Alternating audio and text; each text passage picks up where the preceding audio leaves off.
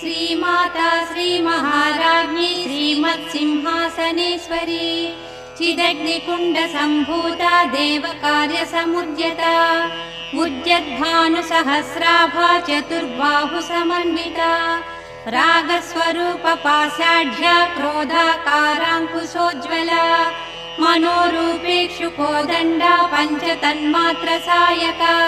निजारुणप्रभापूरमज्जब्रह्माण्डमण्डला चम्पकाशोकपुन्नागसौगन्धिकलशत्कचा कुरुविन्दमणिश्रेणी कनत्कोटीरमण्डिता अष्टमी चन्द्रविभ्राजदलिकस्थलशोभिता मुखचन्द्रकलङ्काभमृगनाभिविशेषका